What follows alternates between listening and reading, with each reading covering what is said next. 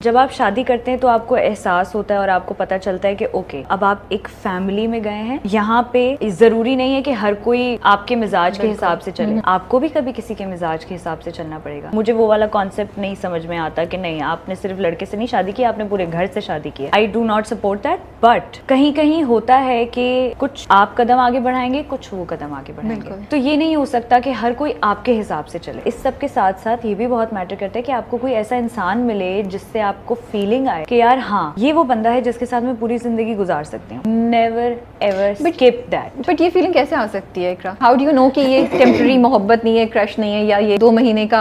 When everything happens in a flow, जब आप किसी चीज को पुश नहीं कर रहे हो, आप बस नियत करते हैं।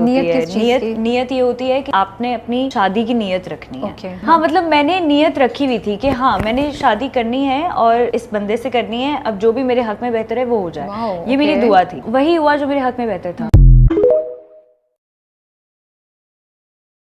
जब आप शादी करते हैं तो आपको एहसास होता है और आपको पता चलता है कि ओके अब आप एक फैमिली में गए हैं। यहाँ पे जरूरी नहीं है कि हर कोई आपके मिजाज के हिसाब से चले, आपको भी कभी किसी के मिजाज के हिसाब से चलना पड़ेगा। मुझे वो वाला कॉन्सेप्ट नहीं समझ में आता कि नहीं आपने सिर्फ लड़के से नहीं शादी की, आपने पूरे घर से शादी की है। I do not support that, but कहीं कहीं होता है कि कुछ आप कदम आगे बढ़ाएंगे, कुछ वो कदम आगे बढ़ाएंगे, तो ये नहीं हो सकता कि हर कोई आपके हिसाब से चले। इस सब के साथ साथ ये भी बहुत मैटर करता है कि आपको कोई ऐसा इंसान मिले जिससे आपको फीलिंग आए कि यार हाँ ये वो बंदा है जिसके साथ मैं पूरी जिंदगी गुजार सकती हूँ। Never ever skip that. But ये फीलिंग कैसे आ सकती है इकरा? हाउ डू यू नो कि ये टेम्पररी मोहब्बत नहीं है, क्रश नहीं है, या ये 2 महीने का? When everything happens in a flow, जब आप किसी चीज को पुश नहीं कर रहे हो, आप बस नियत करते हैं।